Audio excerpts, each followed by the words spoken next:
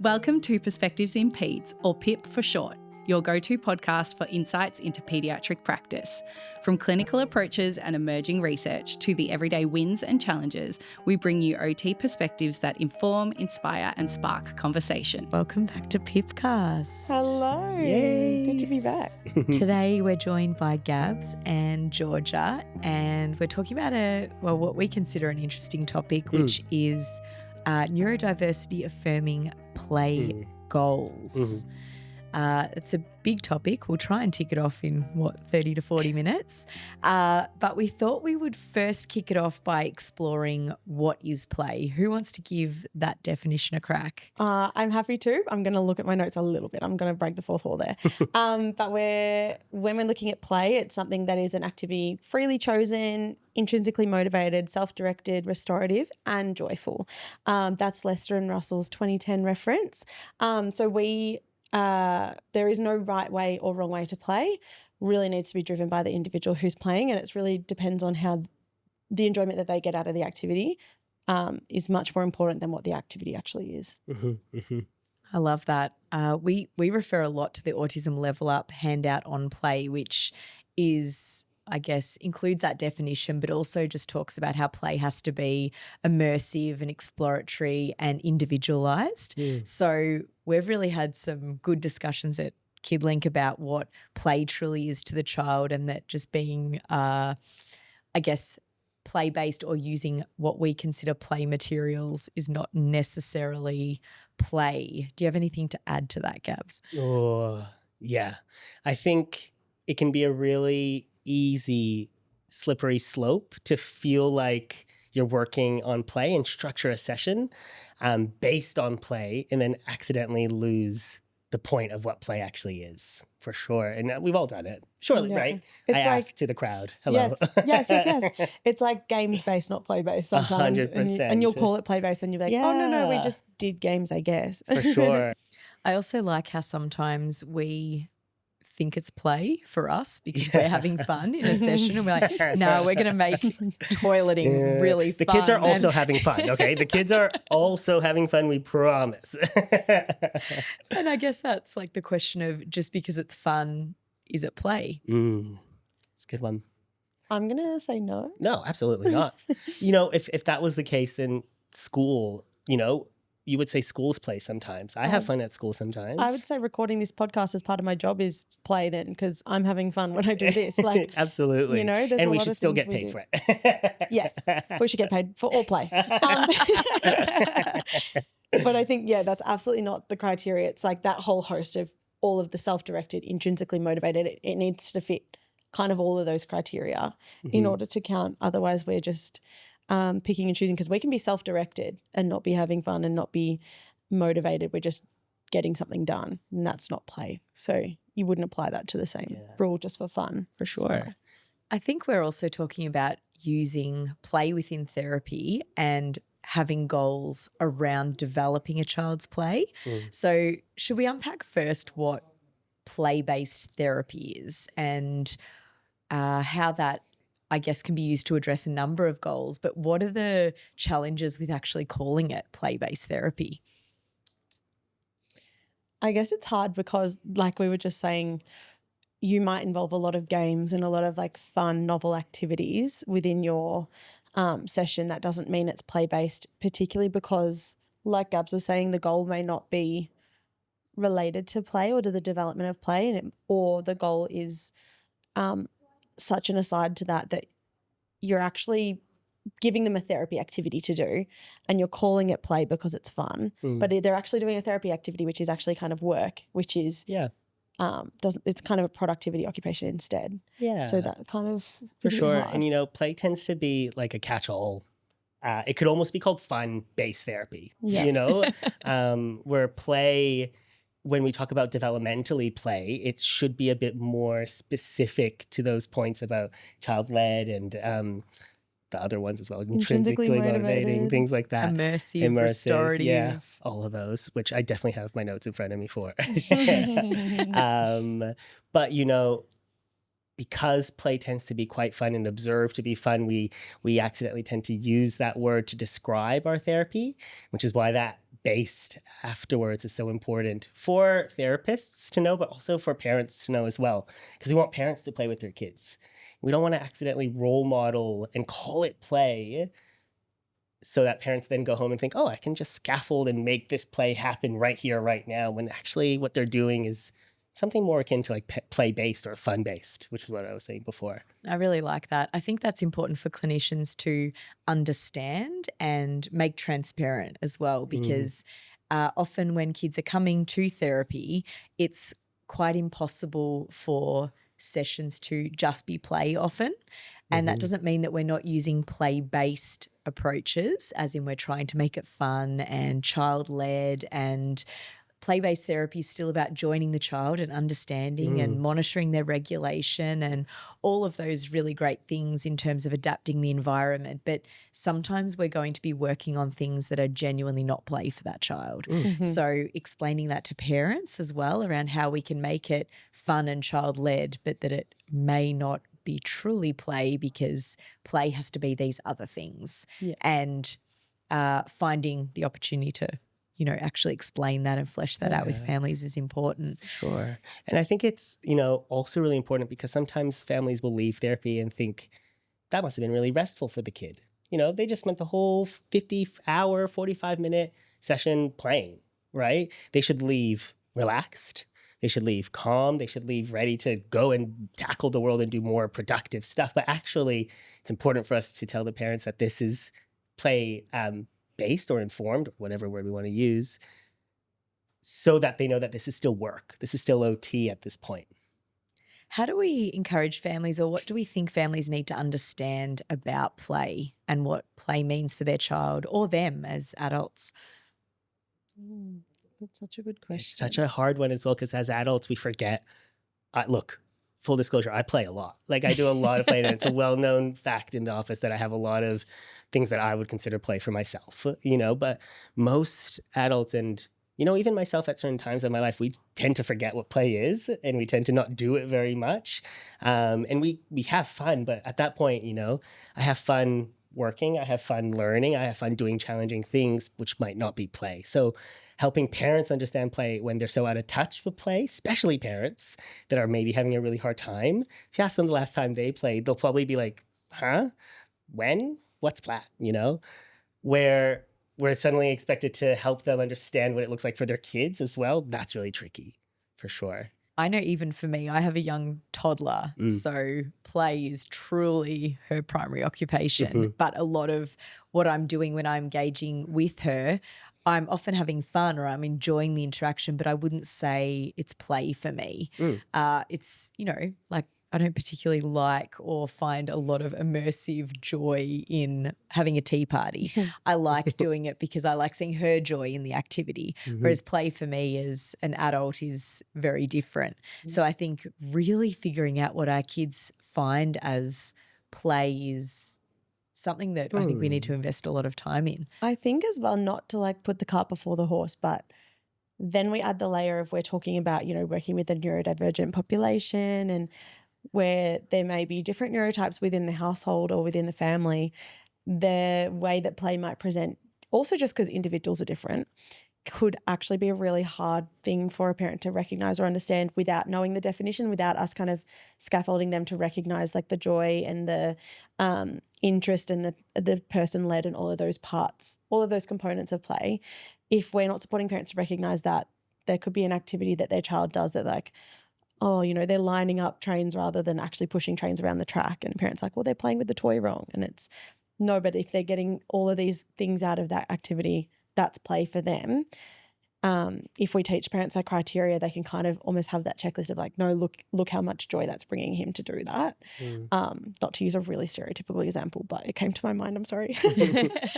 No, I think that that's something that has really changed in the therapy landscape as well. We used to really work on play as development. Yes. And I think that Autism Level Up handout really fleshes that out quite well in terms of that sometimes we're working on a developmental goal under the guise of, and they use the example of Mr. Potato Head. For some kids, that's genuinely play. Like there would be kids that actually love creating a caricature around that and give it personality and, you know, really role play with that. Whereas for other kids, that same toy is just a fine motor activity. And understanding that is important. And I think also something more challenging about play is when we're considering it for older kids. And in a world where a lot of play is now online, I think that can make it really challenging as well. Agree. Yeah, for sure. Definitely. I was going to ask, do you feel that you have any teenagers that are misunderstood in terms of their play? Yeah, I think as, you know, it's really easy as we get older to lose touch with what play looks like for younger generations, especially when we're moving more into like tech and gaming and video gaming. It's like a, you know, it's always been a hot topic, a knee-jerk reaction to be like, get outside, you know, or go play a sport or go do something, anything really. But with the clients that I have, like the teenagers who are working on play, and working on their occupation, let's say gaming and things like that, it usually leans into like safety. So it's almost like scaffolding and supporting them to understand how they can engage in that play occupation safely with balance, you know, because play is still balance in their like daily life and what that kind of looks like for the parents to understand. And part of it actually, right off the bat, I usually get parents to spend 2 weeks sitting down and playing some games with their kids, right? If you don't understand what play looks like for them, it's really hard to help them engage in it safely. You always want to be on like a teammate side rather than an enemy when it comes to gaming. And that's probably where I start with teenagers. Yeah. I really like that. I think it's hard when families want to spend more time doing family time and looking for opportunities for play within that. But the family's idea of play is going to the BMX track because that's what dad's really into. And for the child, that might be the furthest thing from play. Yeah. So I think that that's something that we hear often in sessions as well. I sort of wanted to expand onto that when we're talking about, I guess, as OTs, occupational balance is something we're constantly talking about. So play, especially in the sense of gaming, can kind of overtake sometimes and stop being restorative and stop being in balance. So I guess then, even then, play or something you enjoy can still stop being play by definition as well. Yeah, would you agree? Too much of a good thing. You know, I like to look at it as chocolate bars sometimes. Not that chocolate bars play unless it is. Not to like a yuck talk anyone's deck yum, or like a, I don't know, a snack bar, again, whatever. You know, at some point, if you're pulling apart and eating a whole two or single or whatever chocolate bar, you won't notice the moment it goes from enjoyment to like numbing, right? Just like gaming. That line between enjoyment to like numbing and I'm now just doing it because it's what I was doing an hour ago is so vague and hard. So getting the kids to understand themselves what fun looks like, right? What does play look like? Because there's such thing as I'm playing this video game and I'm just doing this video game. Does that make sense? I love that. That sort of ties into even interoception a little bit. And I was thinking about that even for me when I'm reading like a really good book on my Kindle and I'm like right into it and it's super enjoyable and restorative and relaxing. And then I start to get really stuck on it and then it starts to sort of go well past bedtime or I'm in the bath and the bath's gone cold and it's freezing now and you just can't stop the certain activity. And I think that that's something that kids, like as adults, we can't notice that. So how are kids meant to feel that internally and emotionally and energy-wise when it stops being play and it starts just happening? Right, yeah. I also think it happens sometimes when you have that keep happening, like your example with the Kindle. It's like, you know that, oh, I've got too much, I'll always get lost on the Kindle. So then you stop picking it up in the first place. And I've got some teens that I work with who love to do craft as their play. But they do craft to the point where they don't get any of their homework done and they lose things in their room and all that sort of stuff starts kind of like snowballing. It becomes not play, it becomes an unattractive activity and it no longer brings in the joy that it once did and the fulfillment it once did as a play occupation. It's restorative. That's where the restorative and comes it in. becomes not restorative restorative if there's no balance. Yeah. Yeah, and you start to get even angry. Yeah. It's Yeah, like when and I'm you're like- playing Duplo and we're building a big castle and we're having a really good time, and then starting to get a little bit close to bedtime and the blocks aren't quite fitting, Yeah. and Yes. you know, we're starting to smash Yes. things and there's tears. I'm like, this is definitely Not not play play anymore. anymore. This is Yeah. Nobody's liking this one anymore. It's so context specific, right? Like something that's play can stop being play depending on the day, the mood, you know? Once again, I think that's why it's individual or like child led, Yeah. right? Like you can't decide that Duplo is going to be play today. It has to be play because it was play yesterday, right? Yeah, I think we could fall into the trap of even within therapy presenting those same things because Yeah. we saw the child get a lot of enjoyment, and then that can change. We need to be really attuned to that as well. So when it comes to neurodiversity affirming goals, if we can help the listeners to think about, okay, a family comes in and they have a goal around play, with play being the thing they want to work on, what are some things that would help other clinicians to, I guess, tick off to be like, okay, this is something that is an affirming goal? There definitely needs to be like a genuine functional impact to the child's like access to play, their ability to engage in the activities that they're wanting to engage in as well.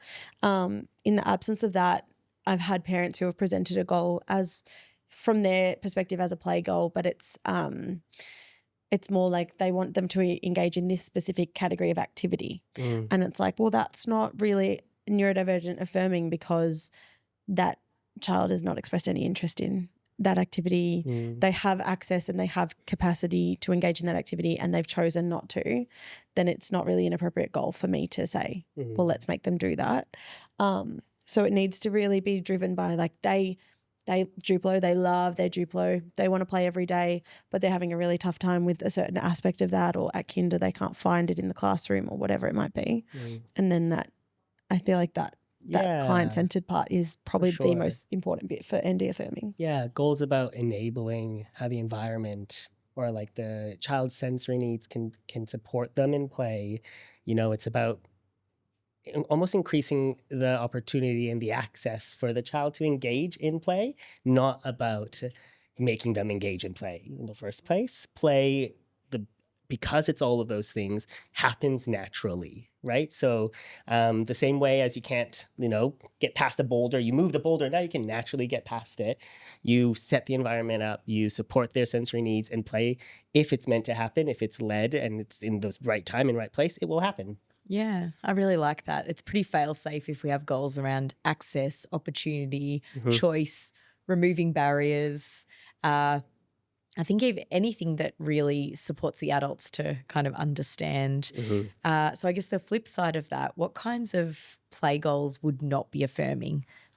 Never did that. Never done. I don't know. What does What? not affirming? I can't even fathom. We live and we learn, right? That's I think, it's anything that neglects the individual's preferences.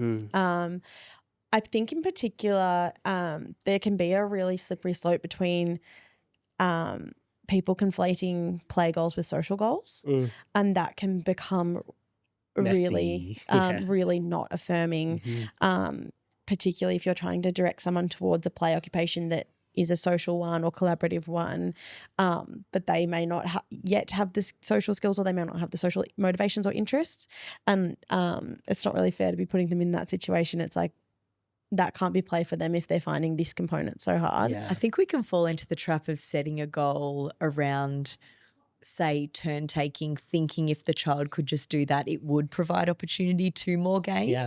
So I think even the most well-meaning goals around that can very quickly become not affirming, because that in itself is a neuronormative standard that you take turns and you play structured games. And I think that anything that sets goals around neuronormative standards or appropriate development of play skills, I think we're on a pretty slippery slope to not being affirming.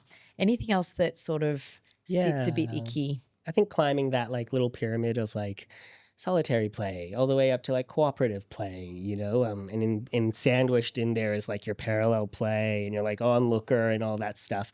The more we wrap our heads around it, the more it's actually less of levels and more about styles, right? Where a child can prefer to be a bit of an onlooker. A child can prefer to be a much more cooperative and play in that way. However, treating it as like a level up system, and that is something I used to do a lot, and I've learned a lot from it.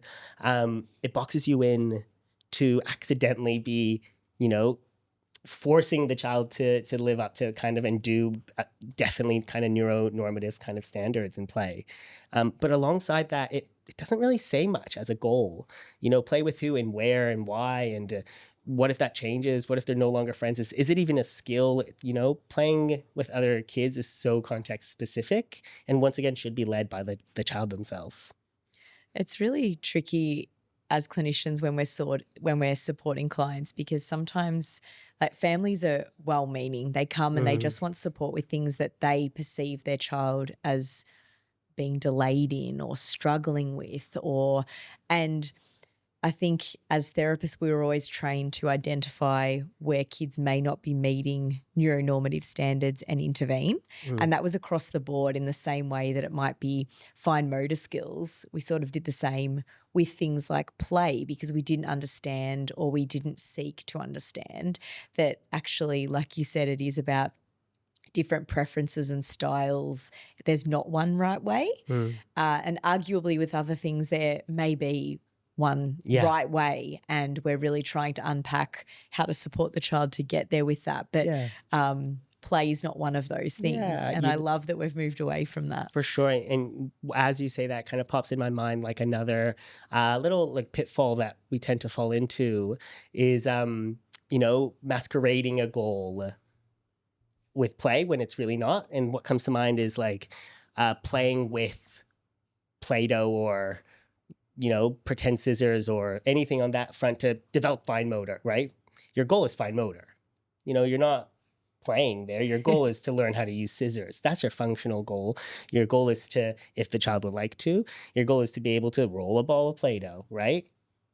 But that's not play. You're suddenly structuring, it's way too structured and planned for it to be play. You've taken away that really natural, autonomous side of kids, unless that is their play, Yeah, and for some kids it might be, and I think that comes down to, and like we're not speechies, but I know that speechies invest a lot of time in helping kids to communicate what play looks like. And for some kids it is being able to have access to requesting different colours of Play-Doh that they've never been able to do, just to build something that does represent play for them. That's not going to be the case for all kids. So when we talk about access, I think we should also acknowledge the communication side of play, verbal and non-verbal cues when it comes to play within session. Is there anything we should avoid when we're setting goals or approaching play goals within therapy? Avoid setting play goals that aren't for play. I feel like we're harping on the same point here, but for sure. I think we also don't want to set goals that kind of require the child to meet like a societal norm or fit in or look just like the other kids or anything like that. Expanding interests, that's one that I have a personal problem with, because expanding interests, unless the child themselves has come to us, like that goal, you're going to end up nowhere. Like you can't just force interest upon a kid, right? And usually that goes hand in hand with like a play goal of I'm expanding his interest so that they can go and play with more things. That's not how play works. If you suddenly, you're not going to just broaden their world and now they can go and play with all these things, you're going to be sorely disappointed for a couple reasons. Interests are really personal, so you can't just force them upon people. But the second thing is they can learn that, yellow Play-Doh exists, but they might never, ever want to play with it, I really like that point. Further to that, I wonder if we really need to unpack some of the things that we really talk to families about when it comes to play, because sometimes we were talking about goals being more for parent comfort, or that idea of expanding play potentially why is that important to the family to expand play? And some of that is just that there is a lack of occupational balance, and they're worried that they've only got that one thing and that it seems to be taking over, and that comes from a good place versus it's more that the other kids are always playing with these other things and I'd really love my child to be involved in that. Or there's so many reasons why parents come with play goals, and it's our job to understand that on a pretty deep level, I think. Do you have anything else that you like to talk about with families when unpacking play goals? Oh my gosh, so much. You know what? I'm a bit of a sucker for asking parents what they do for play as a way of understanding their kids. Usually you might find that in a parent's idea of play might be a little bit slightly parallel to like off, and that's why they think play is also this for their kids. So I tend to start with some coaching and understanding that once you understand what play is for yourself, that's when you can actually start to empathize with your kids' play a bit more. I think talking to families, and I do this in a lot of goal setting contexts, talking to them about what does achieving this goal look like and what will your child be able to do because they've achieved this goal. And if what they can say is, oh, well, then they can build a Lego tower. It's like, well, what functional impact does that have on their life? Something else that I find really important is to actually bang on about how important play is. And I've spoken about this in the office. Play is leisure for kids, but it's also their job, right? And when I talk about play, I picture a little kid with like a little suit and a briefcase walking around because like it's that important, they should get paid for it, really. And in our busy lives, it is hard to create and enable your child to play without rushing it, without scaffolding it, because you're sometimes multitasking, let's play this way so that you can learn this skill so that you can be ahead in that way. Keeping in mind that that's no longer play.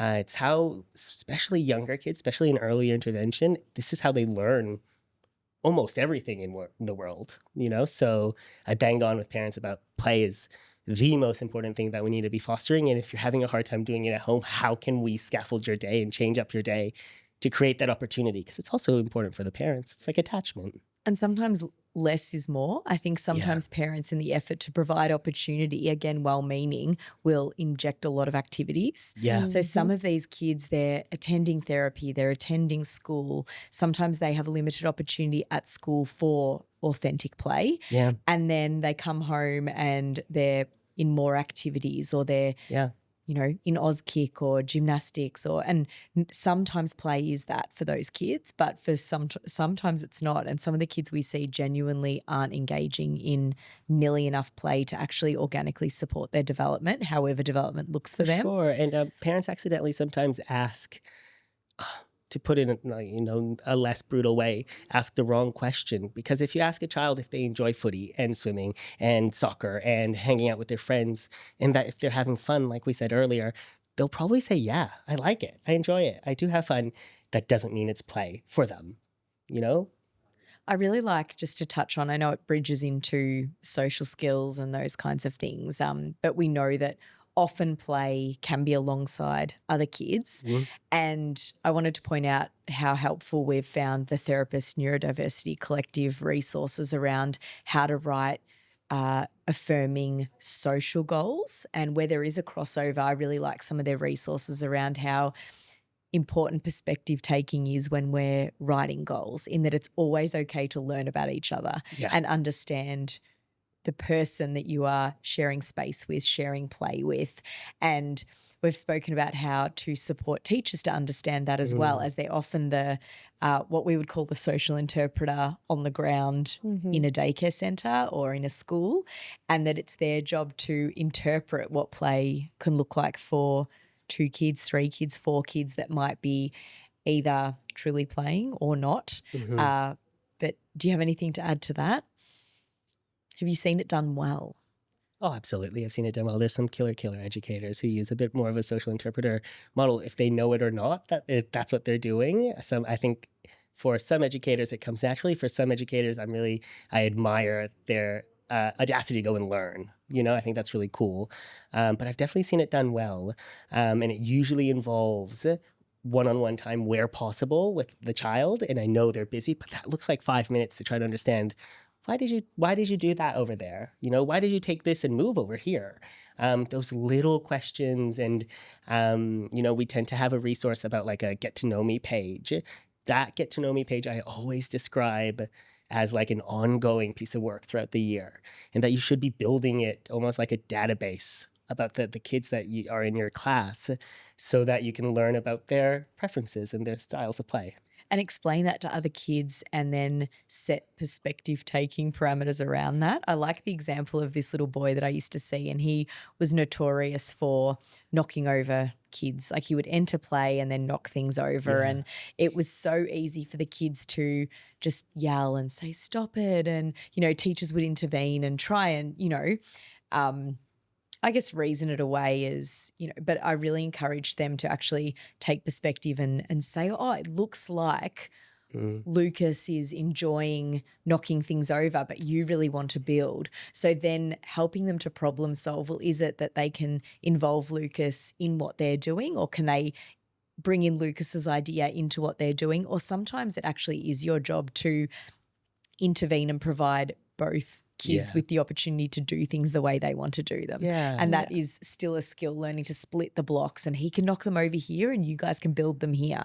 And that is sometimes more affirming than trying to get kids or forcing them into a collaborative space. Yeah, it comes from a real open-mindedness to the way that someone might choose to play, particularly with an apparatus or with equipment or with a toy or whatever that might be. I think when people approach with like open-mindedness, that will almost always give the child an opportunity to say, yeah, this is for me. Yeah, this or is my show. bit. Yeah, for sure. Yeah. And my favorite word when talking about social stuff and play things, goals of both areas, is actually mismatches rather than right or wrong, right? Yeah, I think it me can be too. so, it's a really powerful word to balance out and equalize the playing field, to be, instead of kind of like, oh, but they're better in this, and it's actually a mismatch.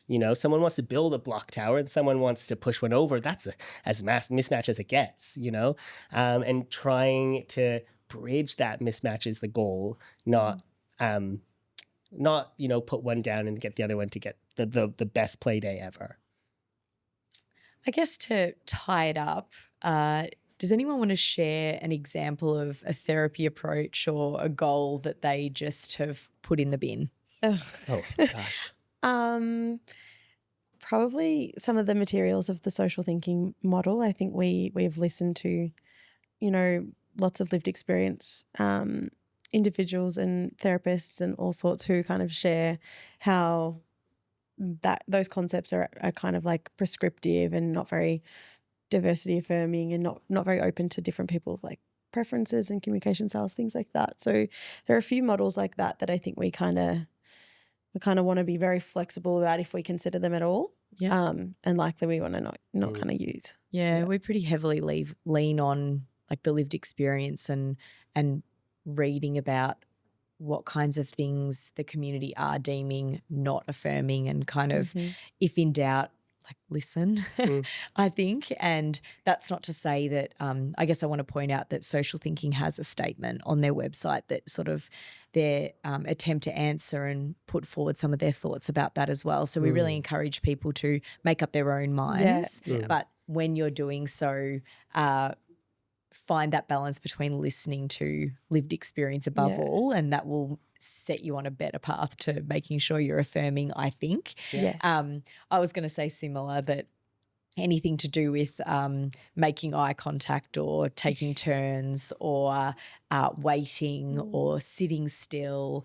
Again, I know to pump up Autism Level Up, but they do a lot of really great resources in this space. Their resources are so therapist friendly, so family friendly as well. I'd definitely not skipping on those ones. And they have a really nice, they call it Bumper. What is it? Bumper, the whole body learner, I think. Yeah. So they've started to put out some nice, more affirming resources to explore some of those visual concepts that people seemed to like about social thinking, that made it quite accessible in the first place. But I think that we've really moved on from a lot of the concepts of neuronormative play standards. So I think that that's something that we sort of err away from. I think it's easy to sometimes try to make play simple, where our job here is to take play, a very complicated thing, and leave it complicated and help make it achievable for the family, but it should still be complicated. And if suddenly we're making it too simple, something's kind of gone wrong, in my opinion. The goal that I would chuck in the bin, this is a zero judgment space, guys, is definitely something on the lines of like, for so-and-so to engage in parallel play at school. It's so prescriptive, also doesn't mean much. It's not very particularly functional. Like I said, there's no who, what, why, or then, but also I can't make this kid do that. That's never going to happen. And I don't want to make this kid do that, especially because if I'm writing this goal in the back of my mind, I'm probably thinking, gosh, they're going to have so much fun. That's not my goal to make in any way. So that's probably something I would check in the bin now for sure. I think even goals around to play like nicely with a sibling. Yeah. So, and boy, do we empathize. Like, I have siblings. I still don't play nice with my sibling.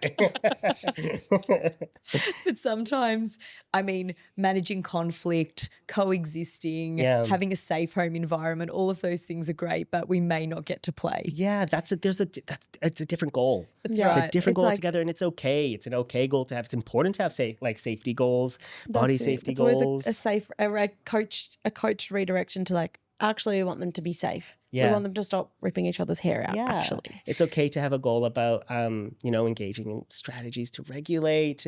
What you might find is the more you do things like that, the more that natural play tends to happen because it's a much more regulated, safe environment for even play like to happen. seeking help from the appropriate people, like all of those things. I think when it comes down to it, they're all skills that enable someone to access play.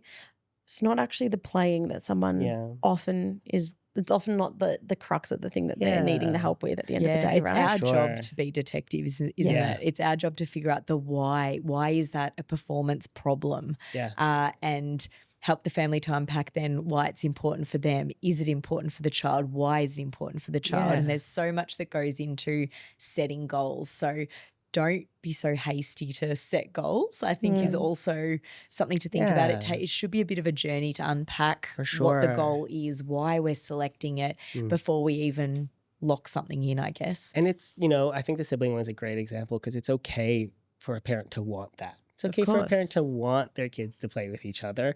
No one's saying that that's not okay, and our job here is, like you said, is to get to the bottom of what the skills are and what can we do to increase the chance of that happening, not actually make it happen. Yeah, change the environment, provide opportunity, explore differences. I think that we'll be on a better path to getting there. For sure.